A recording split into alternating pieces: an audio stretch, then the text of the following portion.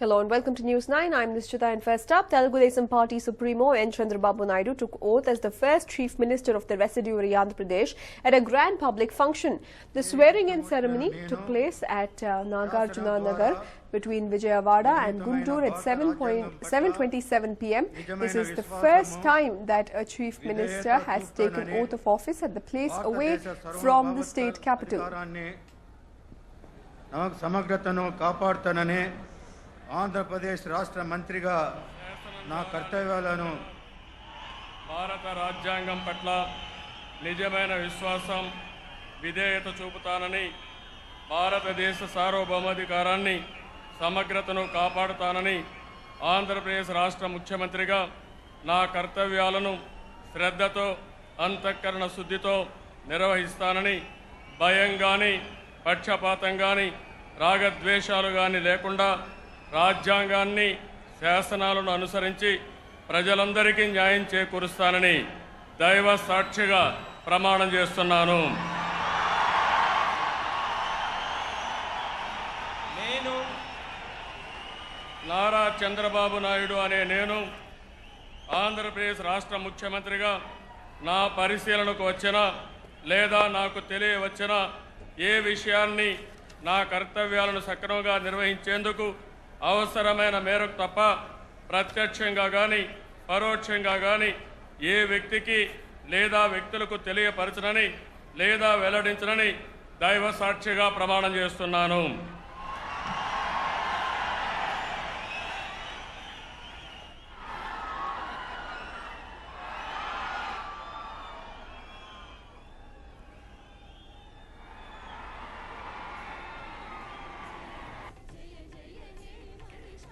Ahead of his swearing-in ceremony, Naidu today paid tribute to N.T. Ramarao Ghat. Though Hyderabad is the common capital, the Naidu government will not enjoy any executive authority. Unlike the Telangana government, many dignitaries like film stars and veteran BJP leaders L.K. Advani and Murli Manohar Joshi attended the event. Although Naidu had sent personal invitations to Telangana Chief Minister K. Chandrasekhar Rao and YSR Congress President Y.S. Jagan Mohan Reddy, they did not attend the ceremony. The TDP has returned to power after 10 years. On Saturday midnight, President Pranab Mukherjee withdrew the 2-month-old president's role in Andhra Pradesh, paving the way for installation of the elected government. This marked the end of the process of parting with Telangana after 57 years. Security arrangements and preparations had been decked up for the ceremony as the VVIPs arrived by special chartered flights, and nearly 200 rooms in top-notch hotels in Vijayawada had been booked for them. Hello.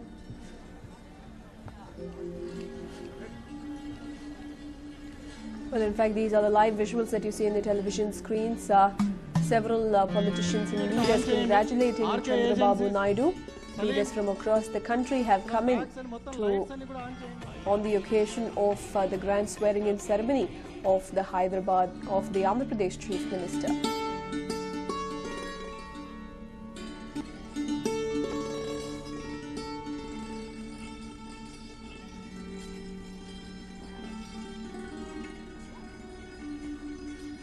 Chandrababu Naidu becomes the new Chief Minister of the residuary Andhra Pradesh, and with this process, the two separate states have formally been created as they have two formal governments now.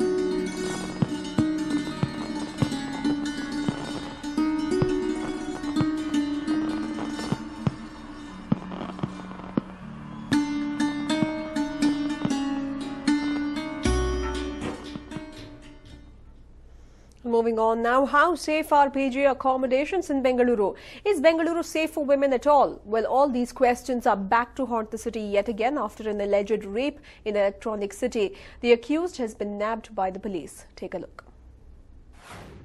June 6, 2014. Electronic City. A 23-year-old woman who works for a leading software company in Namma city was fast asleep in her room on the first floor of her PG accommodation. Looking at the woman asleep, her roommate locked the door from outside and threw the key into the room before leaving for work. It was all calm and peaceful in the locality. The other paying guests had also retired to bed. But just then, something unthinkable happened. An unidentified middle-aged man forcefully entered the 23-year-old's room. On gaining entry, he brandished the knife, awoke the girl and threatened her with dire consequences if she screamed.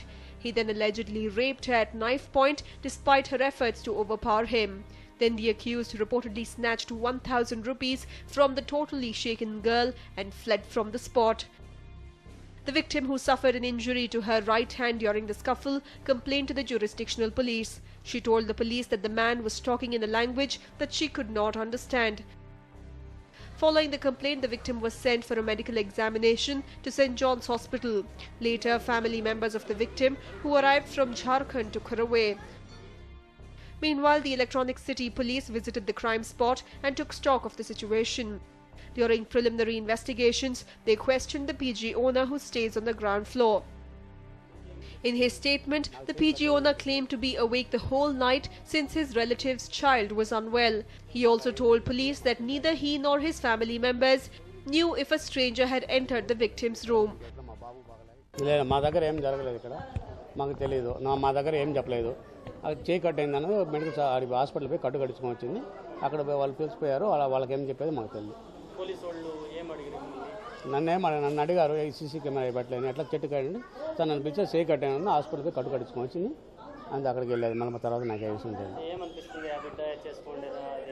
అది ఎవరు అమ్మాయి చేయి కట్టింది కాబట్టి ఎవరు వచ్చినా మేము కింద గేట్లో ఉంటాం కానీ ఎవరు వచ్చేదానికి అవకాశం లేదు గేట్లోనే మేము ఉంటాం ఎవరు పోయినా మేమే గేట్ తీస్తాం గేట్ తాళ లాకేస్తాం మేము డే అండ్ నైట్ ఇక్కడే ఉంటాం ఫ్యామిలీ నేను ఇక్కడ హాల్లోనే ఉంటాం నేనే గేట్ తీస్తాను ఎవరైనా వచ్చే వాళ్ళకు అమ్మాయిలు వస్తే డ్యూటీకి వెళ్ళి వచ్చే వాళ్ళకు పోయేదానికి నేనే గేట్ తీస్తున్నాను. On the other hand, the police stated that there was neither security guard nor CCTV camera at the PG and that was fairly easy for anyone to enter. Moreover, the PG rooms could be accessed from neighboring buildings as well. So the police were of the opinion that the perpetrator had kept a watch on the building and was aware that the victim's roommate worked during nights. This is not the first time that a woman has cried rape in Electronic City police station limits. In 2011, a woman from Jharkhand who worked for a company in Hosur was raped. Hence, this case poses a challenge to the cops who are currently investigating the matter. Meanwhile, there are about 40 women staying in other rooms on the same and upper floor of the PG accommodation where the heinous crime took place. After this incident, it raises concerns on the safety of women staying in this particular PG accommodation and others which have mushroomed in and around the IT corridor. So what will the police do now to ensure their safety? A News9 report. One small step taken towards curbing crime proved invaluable for the residents of Kodigehalli, but the two miscreants, however, found out the hard way. They came, they robbed, and they also got a thrashing of a lifetime.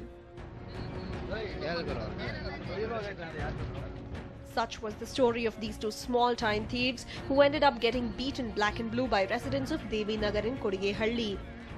Less than 24 hours ago, these two were seen at a private garage at Devi Nagar in Kodigehalli.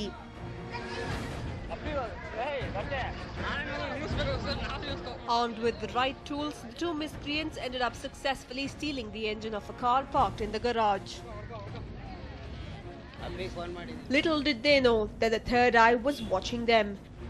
ಇಲ್ಲಾಂದರೆ ಮುಂಚೆ ಒಂದು 4 ವಾರದ ಹಿಂದೆ petrol ಕದೀತಾ ಇದ್ರು ಅವರೆಲ್ಲ ಅದನ್ನು ಇಲ್ಲಿ ಪಬ್ಲಿಕ್ಕಲ್ಲಿ CCTV camera ಇಟ್ಟು ಚೆಕ್ ಮಾಡಿದರು ಸೊ ಅವರೇ ಅಂತ ಕನ್ಫರ್ಮ್ ಮಾಡ್ತಾ ಇದ್ದಾರೆ ಪಬ್ಲಿಕ್ಕು ಸೊ ಪೊಲೀಸರು ಒಂದು 2-3 ಸತಿ ರೌಂಡ್ ಮಾಡಿದ್ರು ಅವ್ರನ್ನ ಕವರ್ ಮಾಡೋಕ್ಕೆ ಅದು ಆಗಲಿಲ್ಲ ಅವ್ರನ್ನ ಸೊ ಇವತ್ತು ಹಿಡ್ದಿದ್ದಾರೆ ಅಂದರೆ ಪಬ್ಲಿಕ್ಕೇ ಹೊಡೆದು ಪೊಲೀಸವ್ರಿಗೆ ಹ್ಯಾಂಡ್ ಓವರ್ ಮಾಡಿದ್ದಾರೆ.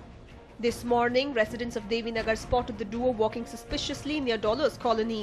They immediately brought the two to the scene of crime and began interrogating them in their own style.